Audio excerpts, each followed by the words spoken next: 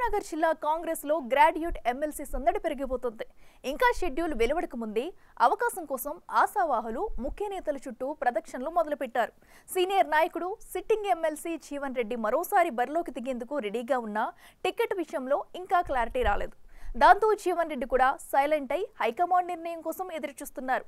దాంతో మిగిలిన నాయకులు టికెట్ రేసులకు దూసుకొచ్చి హడావుడి మొదలు పెడుతున్నారు.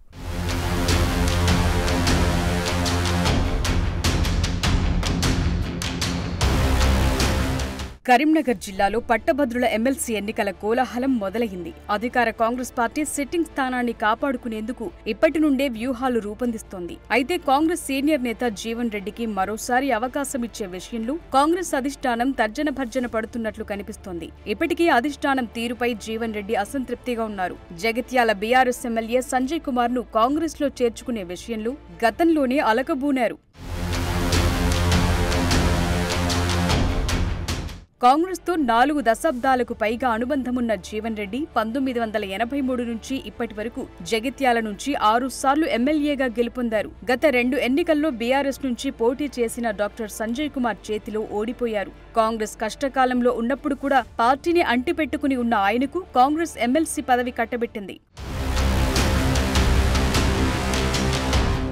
ఆ క్రమంలో మాజీ మంత్రి జీవన్ రెడ్డి కేబినెట్ స్థాయి పదవి వస్తుందని ఆశపడ్డారు. కానీ ఎలాంటి పదవి రాలేదు. కనీసం మరోమారు ఎమ్మెల్సీ టికెట్ వస్తుందన్న గ్యారంటీ కూడా కనపడటం లేదు. కాంగ్రెస్ ఈసారి బలమైన అభ్యర్థి కోసం అన్వేషణ మొదలుపెట్టిందంటున్నారు. కరీంనగర్ పట్టభద్రుల ఎమ్మెల్సీ స్థానంలో ప్రతిపక్షాలు బలంగా ఉన్నాయి. బీజేపీకి కేంద్ర మంత్రి బండి సంజయ్ సహా 4 ఎంపీలు అక్కడి నుంచే ఉన్నారు. బీఆర్ఎస్ అసెంబ్లీ ఎన్నికల్లో ఆ స్థానం పరిధిలో గట్టి పోటీ ఇచ్చింది. ఆ పార్టీ నుంచి మాజీ మంత్రి గంగుల కమలాకర్ కరీంనగర్ ఎమ్మెల్యేగా ఉన్నారు. దాంతో విపక్షాలను ఎదుర్కోవాలంటే కాంగ్రెస్ మరింత పకడ్బందీగా వ్యూహాలు పన్నాల్సి ఉంటుందన్న అభిప్రాయం వ్యక్తమవుతోంది. పార్లమెంట్ ఎన్నికల తరువాత జరగనున్న మొదటి ఎన్నికలు కావడంతో ఈ ఎన్నికలు అధికార పార్టీకి అత్యంత ప్రతిష్టాత్మకంగా మారాయి. కాంగ్రెస్ నుంచి మరోసారి పోటీకి జీవన్ రెడ్డి సుముఖంగా ఉన్నా ఆయన అభ్యర్థిత్వాన్ని కొంతమంది నేతలు వ్యతిరేకిస్తున్నారు. దాంతో అధిష్టానం ఆచితూచి వ్యవహరిస్తోంది. ఇప్పటికే ముఖ్య నేతల నుండి అధిష్టానం సమాచారం సేకరిస్తోంది. ఒకవేళ జీవన్ రెడ్డికి టికెట్ ఇవ్వకపోతే ఆయన పొలిటికల్ కెరియర్ ముగిసినట్లేనా, లేకపోతే పార్టీ పరంగా ఏదైనా ప్రాధాన్యత లభిస్తుందా అన్నది తేలాల్సి ఉంది. అందుకే ప్రస్తుత ఎమ్మెల్సీ జీవన్ రెడ్డి ప్రజాక్షేత్రంలోనే నిత్యముంటూ మరోసారి ఎమ్మెల్సీగా అవకాశం ఇవ్వాలని కోరుతున్నారు. ఇప్పటికే ఎమ్మెల్యేగా, ఎంపీగా 2 పర్యాయాలు పోటీ చేసి ఓడిపోయారు. గతంలో కంటే ఇప్పుడు విభిన్న పరిస్థితులున్నాయి. నిజామాబాద్, ఆదిలాబాద్, మెదక్, కరీంనగర్ జిల్లాల గ్రాడ్యుయేట్ ఎమ్మెల్సీ స్థానం ఇప్పుడు అన్ని పార్టీలకు కీలకంగా మారింది. ఆ 4 జిల్లాల్లో బీజేపీ ఎంపీలు ఉండడంతో వారి దూకుడును జీవన్ రెడ్డి తట్టుకోగలరా అన్న అనుమానాలు వ్యక్తమవుతున్నాయి. అందులోనూ కేంద్ర మంత్రిగా ఉన్న బండి సంజయ్ ఈ ఎమ్మెల్సీ ఎన్నికను ప్రతిష్టాత్మకంగా తీసుకున్నారంటున్నారు.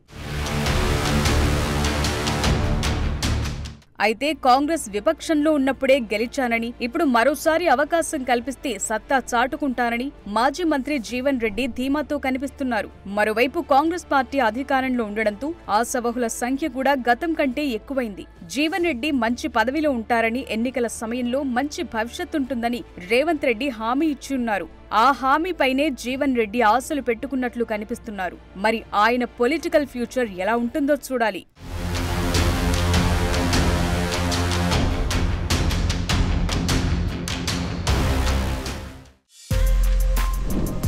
For more videos like this, subscribe Big TV channel.